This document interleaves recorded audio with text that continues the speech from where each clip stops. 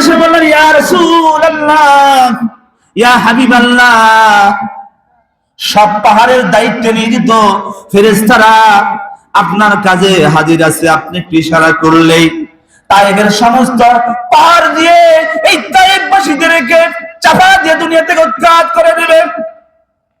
আল্লাহ রাসূল সাল্লাল্লাহু আলাইহি সাল্লাম বললেন, ও আমার জিবরাইল ভাই, আমি যেদিন এই দুনিয়ায় থাকবো না, সেদিন এই তায়েফবাসীরা কান্না করবে, আর কিয়ামত পর্যন্ত তারা বলবে, আমরা কি নরাধম ছিলাম, আমরা কি পাষণ্ড ছিলাম, সর্বশ্রেষ্ঠ নবী, আখেরি নবী জনাব মুহাম্মদ রাসূলুল্লাহ সাল্লাল্লাহু আলাইহি ওয়াসাল্লামকে আমরা নিজ হাতে পাথর মেরেছি। আল্লাহ রাসূল সাল্লাল্লাহু আলাইহি ওয়াসাল্লাম যায়েদকে নিয়ে যখন ফিরে আসতেছিলেন, বাগানে আনলেন উতবা ইবনে রাবিয়া, সাইব ইবনে রাবিয়া। নবীজি একেবারে দুর্বল হয়ে গেছিলেন। পালিত পুত্র যায়েদের কাঁধে হাত দিয়া ধীর গতিতে এগিয়ে যখন বাগানে এলেন, বাগানের মালিক দূর থেকে তার চাকরকে বললেন, ওই লোকটাকে একটু আশ্রয় দাও। আল্লাহর নবী বাগানের মধ্যে আসলেন, আসার পর একটু 2 রাকাত নামাজ পড়লেন। পড়ার পর ওই বাগান থেকে চাকরটা তিনি এক বাটিতে করে কিছু আঙ্গুর এনে আবার রাসূলের সামনে দিয়ে দিলেন।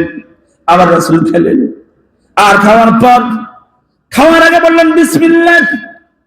ওই চাকরের নাম ছিল আব্বাস। তিনি বললেন, আমি তো এই বিসমিল্লাহ নামটি কোথাও শুনি নাই। আমি একজন খ্রিস্টান, আমি আমার ধর্মগ্রন্থের মধ্যে বিসমিল্লাহ দেখেছি। সমস্ত নবীরা খাবার শুরুতে বিসমিল্লাহ বলে তারা খাওয়া শুরু করে।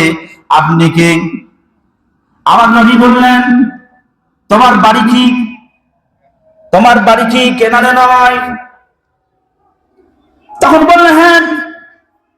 বললে, কেনানে কি তোমার ইয়াকুব নবী, তুমি বংশধর নও? তিনি বললেন, আপনি কেমন করে জানলেন? আল্লাহ নবী বললেন, ভাই, আমি একজন নবী, আর সমস্ত নবীদের খবর নবীদের কাছে থাকে। যেটা বলুন আল্লাহু আকবার। আমার রাসূল সাল্লাল্লাহু আলাইহি সাল্লাম তাইফের জমিন থেকে তিনি এখন বিদায় নিয়ে চলে আসলেন। এই নির্মাণ স্টিমের চলা তাম পৃথিবীর সমস্ত সত্যপন্থী হকপন্থীদের উপর স্টিমের চালিয়েছিল। আল্লাহ রাসূল সাল্লাল্লাহু আলাইহি সাল্লাম তাইফের জমিনে কালেমার জন্য তিনি রক্ত ঝরিয়েছেন।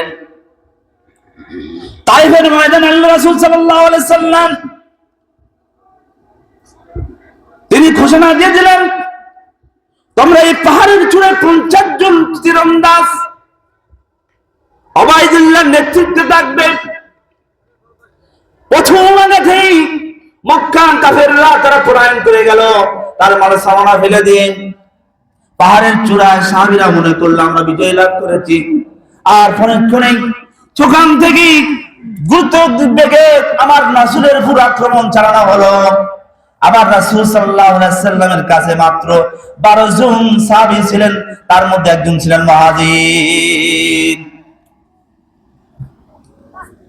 সুবহানাল্লাহ। সম্মানিত এলাকাবাসী, আল্লাহ তাআলা আমাদেরকে কবুল করুন। এই বক্তৃতায় দ্বিতীয় বক্তার আগমন শুভেচ্ছা স্বাগত। নারায়ে তাকবীর, নারায়ে তাকবীর। মাওলানা আমির হোসেন আজাদী সাহেবের আগমন। আসসালামু